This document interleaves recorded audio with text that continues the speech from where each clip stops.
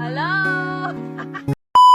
Mga mare ko, kamusta? Ito pala yung araw na pauwi na kami ng Manila. And kung naaalala ninyo, di ba, nag-ayos nga kami ng aming kuryente dito sa aming dream house. And halos 1 week na nga rin kami ditong nagstay. Halos wala na nga rin tigil yung pag-uulan dito, mga mare. Pero umaraw din naman siya, I think isang araw lang. Pampalubag-loob ba yun, habaga? Bali, bago nga rin pala kami umuwi dito, mga mare ko. Ito nga, dumaan muna kami doon sa aming dream house, pero hindi na ako bumaba. So nagpasahod lang kami, and ayun, nagbigay na din kami ng pangmerienda nila para mamayang hapon, para hindi na rin sila lalabas kasi ayun nga, medyo mahirap pa doon nga sa daanan namin. And talagang nag-uulan-ulan pa rin talaga dito, hindi natigil talaga. Sisilip yung araw pero saglit lang, ganun. Kung napanood nyo nga yung isa kong vlog, mga mare, nung nagpunta kami ng Mapandani, ang totoo doon, mga mare, hinatid nga namin yung tito ko na may sakit. Siguro nakikita nyo na din siya sa mga mini vlog ko pag nag-house update ako sa inyo. And siya ngayon gumawa ng mga bintana namin and yung mga sliding doors, and ongoing pa nga sana yung glass namin sa terrace and yung aluminum cabinet namin sa kitchen. Sa kasalukuyan kasi nagtatrabaho siya sa amin, mga mare, eh medyo masama nga din yung panahon. So nagkaroon siya ng sakit, and yung buong akala namin is simpleng trangkaso lang yung nangyayari sa kanya. Pero mga mare, hindi bumababa yung kanyang lagnat, pabalik-balik hanggang sa nag-decide na nga kami na ihatid na nga siya sa bahay nila. Sa pagkakatanda ko, mga mare, isang araw nilagnat siya, then uminom nga siya ng gamot, tapos kinabukasan umokay yung pakiramdam niya. So nagtrabaho pa siya, mga mare. Tapos kinabukasan nga ulit ng mga mare is bumalik yung lagnat niya. So sabi namin nung isa kong tito and yung asawa ko, baka nga nabinat nga itong tito ko dahil nga hindi na nga bumababa yung lagnat niya. Then nagchat nga siya sa akin, mga mare, nung August 13, 7:51 AM yun, nagpapahatid na nga siya sa bahay nila. And kami naman, mga mare, nag-decide na rin kami talaga na ihatid na rin yung tito ko para naman nga maasikaso ng asawa niya. Kasi knowing na iba yung alaga ng asawa at ng mga anak niya. Hinatid pa nga namin siya sa may Mapandan Community Hospital, pero tinransfer din siya sa may Nazareth Hospital sa Dagupan. So hindi namin talaga in-expect, mga mare, at sobrang nabigla kami na nagkaroon daw siya ng sepsis. Then nag-decide yung family na tubuhan siya, pero mga mare, ilang minuto lang. Hindi na namin alam ang nangyayari at sinabi na nire-revive na nga yung tito ko.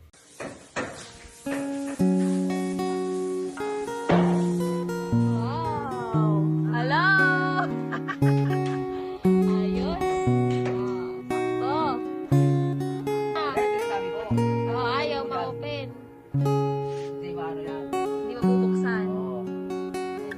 Dito ko. Sa mga around Pangasinan, Dagupan, Mapandan, basta around, ayan, dito ko. Ano siya, glass and aluminum. Yan, doon siya nag-work. Talagang, na siya sa, veterano na siya sa mga ganyan. 1994. Oh, 1994. So, siya nagkagawa ng aluminum cabinet ko, no, tito? Oh. Ayan, tito. Sa aluminum ko. Yung gabi natin. Yan. Yan. Hanggang dito. Yan. Pati dito din. Yan. Diyan. Sa ilalim.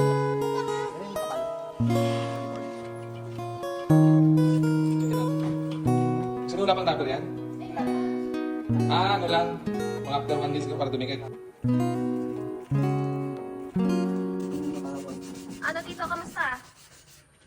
No more pain na, tito. Sobrang dami mong iniwang alaala, lalo na nga dun sa aming dream house. Kaya talagang hindi pa rin talaga nagsisink in sa akin hanggang ngayon. And hindi ko alam kung paano ko ulit papaumpisahan itong mga naiwan niyang trabaho sa bahay namin. Hindi talaga natin alam yung buhay natin, kaya piliin natin maging mabuti palagi at i-cherish yung moment na kasama natin yung mga taong mahal natin sa buhay na ngayon ay nawala na. Sobrang lungkot ko, mga mare, medyo lutang pa ako pero kailangan ko magtrabaho. And nakikita nyo naman itong mga parcels na dumating nga dito sa bahay namin. Kaya naman ito, pinagbubukas na nga namin itong aking bunso. Hindi rin kasi pwede, mga mare, na magstay ako, na maglugmok, ganyan, na parang alam nyo yun, mawala ng gana. Kasi mga mare, kung dadamdamin ko ng husto, baka hindi na talaga ako makapagtrabaho. So ito, kaya talagang inumpisahan ko na rin tingnan itong mga free samples na dumating sa akin. So paano, mga mare, yun muna for today's video.